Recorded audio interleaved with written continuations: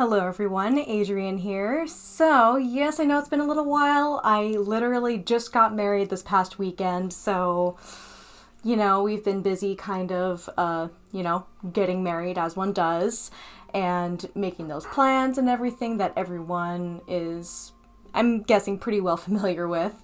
So, today's going to be a very special video. I can't tell you how excited I am about this one because, boy.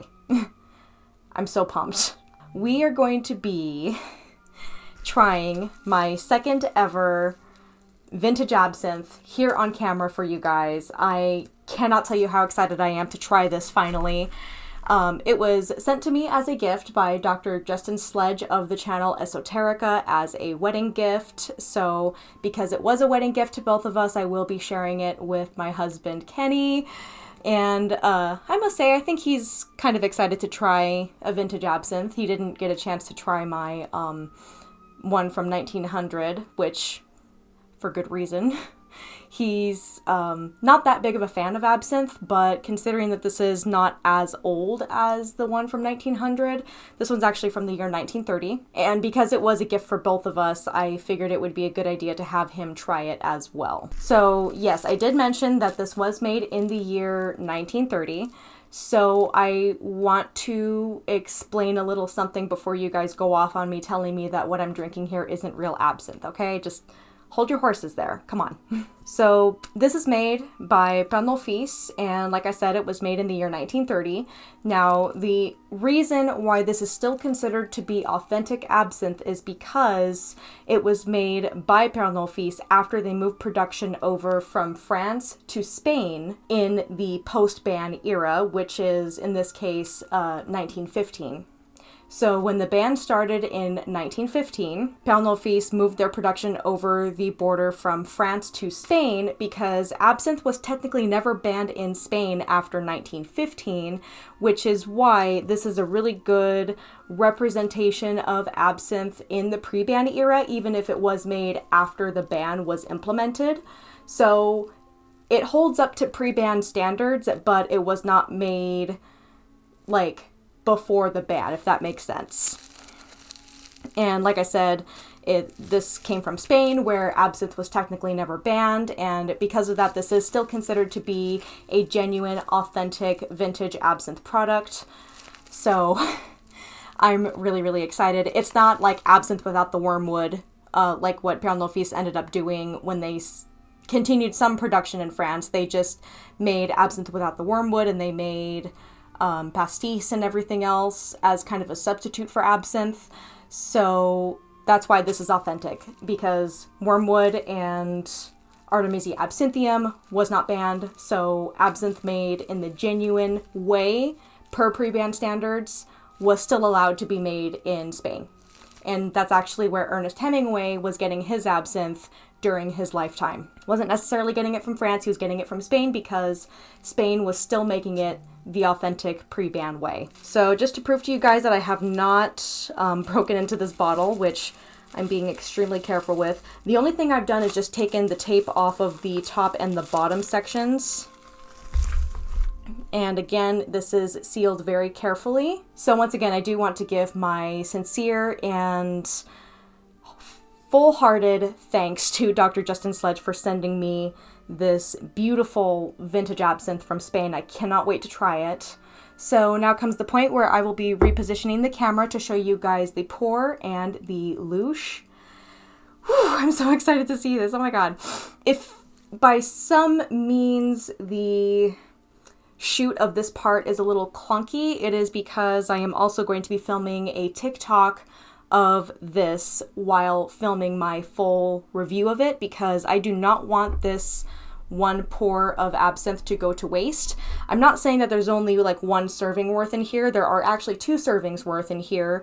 I'm just saying that I want the one serving to serve its purpose. Yeah, I'm being all punny over here. I'm laying on the dad jokes even more than ever. It's okay. But I want the one serving to serve its purpose. I don't want to have to do this again if I don't have to. Does that make sense? I really want to preserve this and take care of it, just like my sample from 1900. All right, I will stop rambling and we are going to get on to this review. All right, guys, so now we are in the process of preparing for the pour and for the louche, where we will evaluate the color and the louche, and then we will go on to evaluate the aroma as well as the flavor, aftertaste, and then give our overall impressions. So like I said, I'm super excited to try this. I have just taken the tape off of the seal. Oh my god. Oh my god, talk about breathtaking. Oh my god. Wow. That smells almost like a modern absinthe, like a really good modern absinthe, but it has more of like a woody, aged sort of fragrance to it. It smells incredible. So now to do the pour.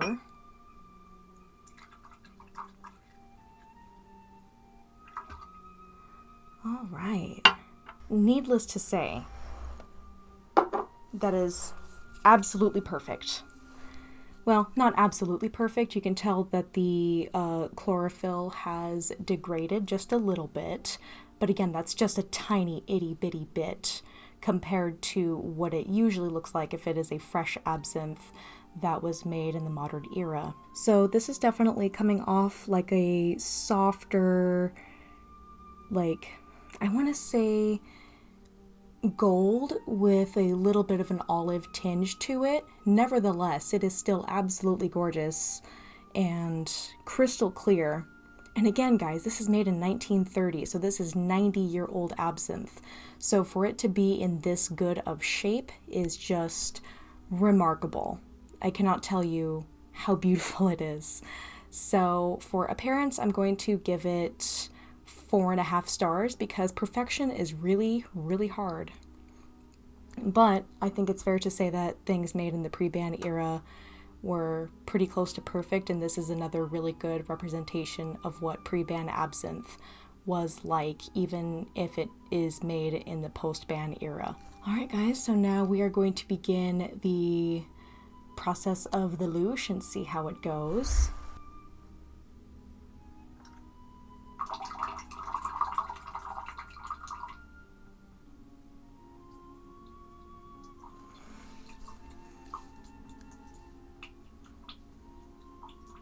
Okay, is very obviously turning cloudy the moment water hits it. That's a really good sign.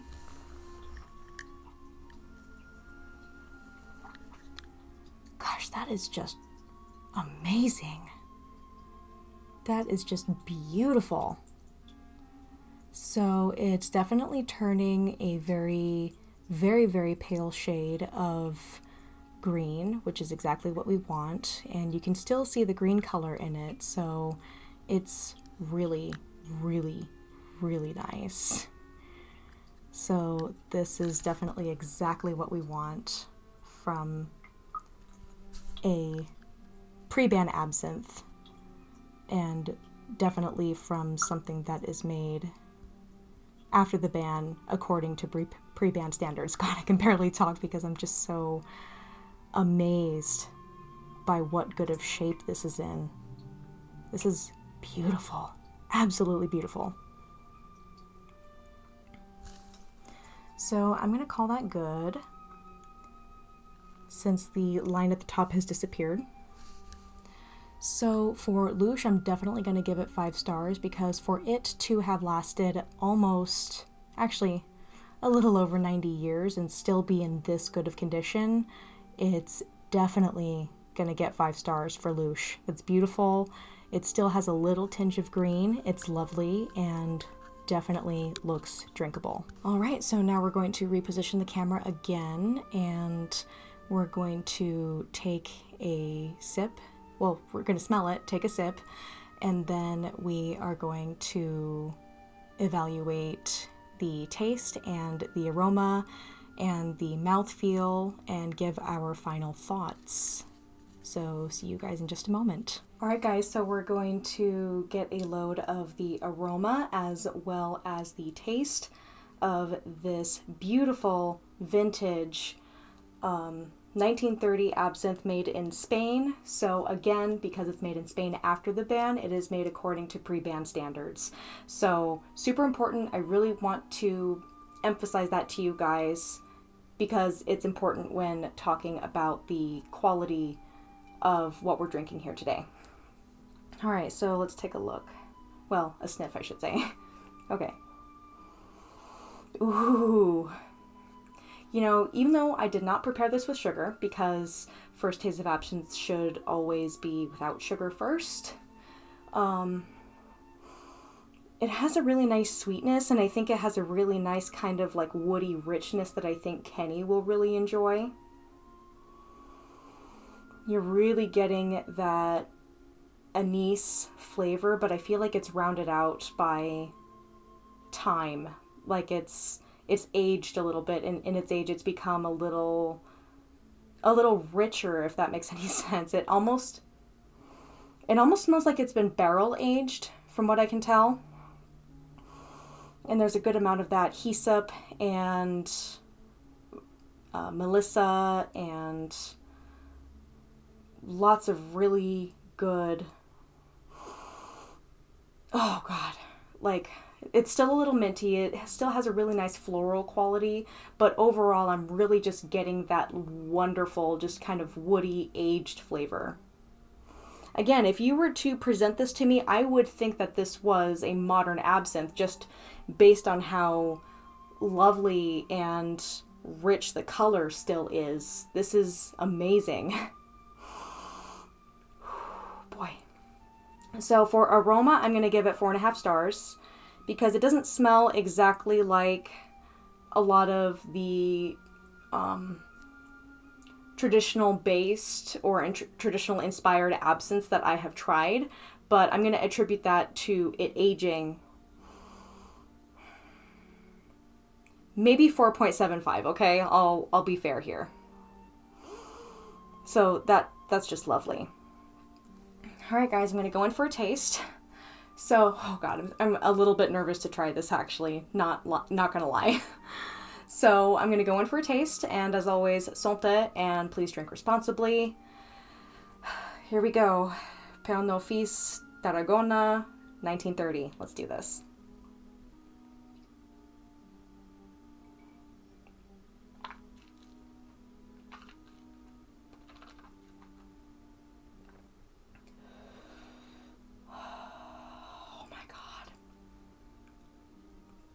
Oh god, that is making my mouth water. Ooh, that's really interesting. There's a really nice kind of like tingly richness that kind of finishes this out, but I'll get to that in a minute. So, wow, that is really lovely. Yeah, it kind of, going down, it feels almost like a whiskey. I don't know if that makes any sense, but it feels almost like a whiskey going down, the way that it burns just a little bit, but in a good way, of course. God, that is just incredible.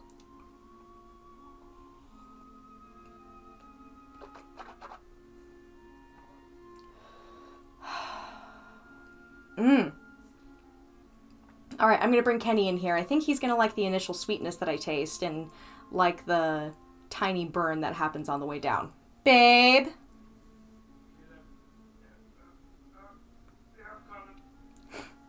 My husband is on his way. Gonna make a little space for him. Precious literally just started cuddling me when this happened. I'm so sorry. Why don't you have a seat, honey? So everyone, if you haven't met him yet, this is my husband, Kenny. Hello.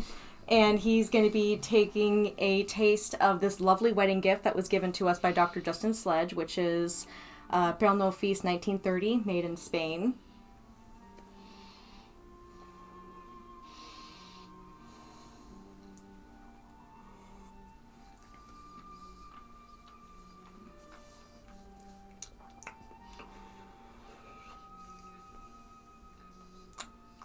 You're not a fan? got a very strong aftertaste. Kind of woody, isn't it? The aftertaste. I thought it kind of reminded me of whiskey, like the way it went down. Yeah, I'm not a fan. You're not a fan? I'm okay. Not a fan, well, I appreciate you coming on camera to say hi for a moment and to try it. Yeah. No. Oh, God, I gotta rinse that with water. Ooh. I'm sorry, honey. You gotta... There are two kinds of people. People who like pre-ban and vintage absinthe and people who just don't like absinthe. Yeah. Love you. I'm Thank gonna go back to watching anime. Have fun. And then maybe take a nap before I have to go back to work. So yeah, Kenny just tried vintage absinthe and he wasn't a big fan, but that's okay because he just doesn't like absinthe anyway. That's okay. Alright, I just finished filming my TikTok that is going to be corresponding with this review, so hopefully that turns out really well. But seriously, this is just... wow! I'm really amazed at how close to good modern absinthe this is. So to me, this is kind of confirmation of the wonderful hard work that absinthe distillers and experts and historians do in order to keep absinthe the same as it was over 100 years ago.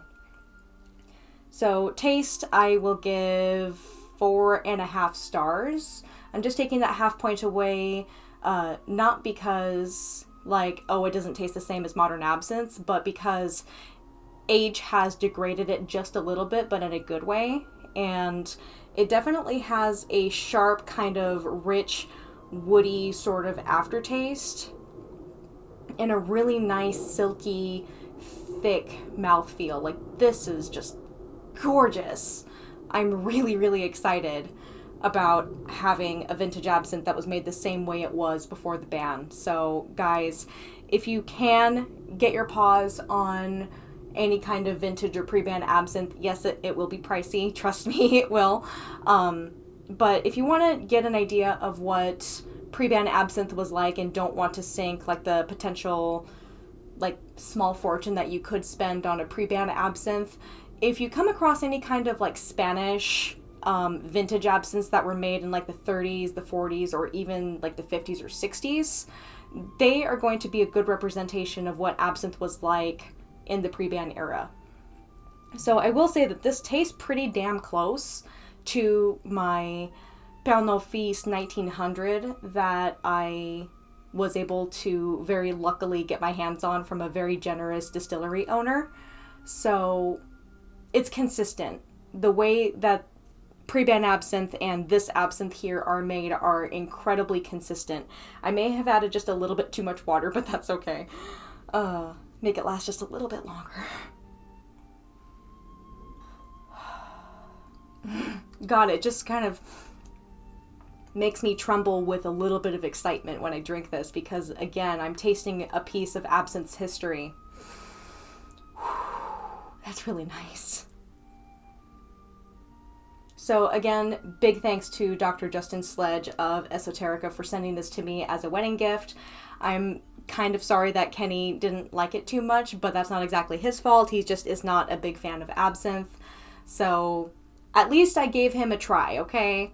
Like, after what I just saw, I am not going to be letting him touch my Pernod Fils 1900, and I don't think he wants to either, but let's keep it that way. Let's keep it that way. When I told my dad, actually, in preparation for the wedding this past weekend, that I had a vintage Spanish absinthe from the year 1930, he's just like, oh, well, if I were you, I would put a lock on my absinthe cabinet. I'm just like, really? You think so? He's like, yeah, I would. I'm like, okay. But that's just me. I did actually serve absinthe at our wedding.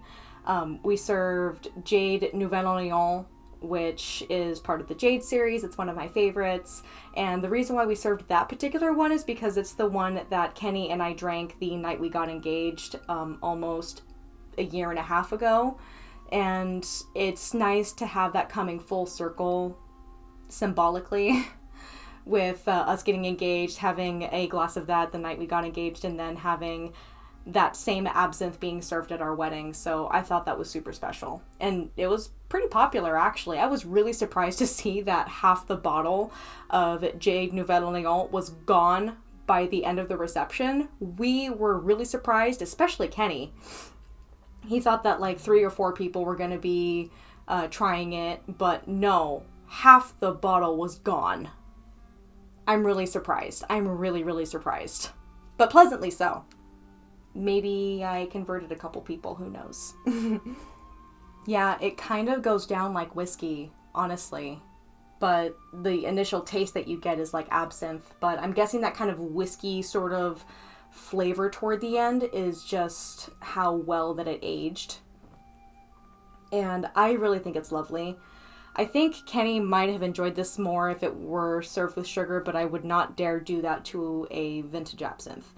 Damn, I'm actually feeling this hitting me a little bit. I'm guessing, again, speculation here since I wasn't there when this was made, I'm guessing that the alcohol content of this was 63% alcohol, and I did not use as much water on this as I would typically use with a modern absinthe because I wanted to make sure that I didn't overpour, though I think I did end up overpouring just a tiny itty bitty little bit, but that's okay. So, yeah, mouthfeel, it's super thick and lush and smooth, especially for something that's been locked away in a bottle for 90 years. I'm really excited to see how well it stood the test of time.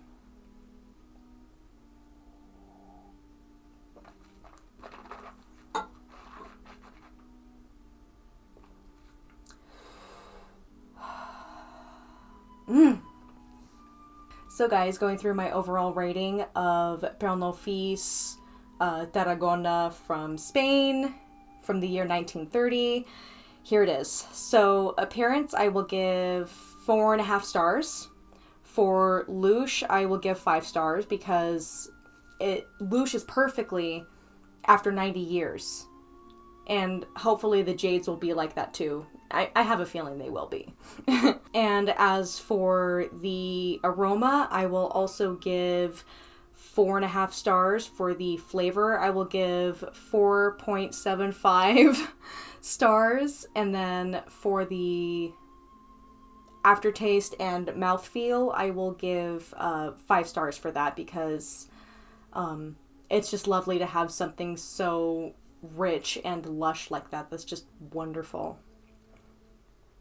So guys, I really hope that you enjoyed this review of Pernod Fils Tarragona 1930. I'm really excited to share vintage absinthe with you guys and to have a second vintage absinthe in my collection.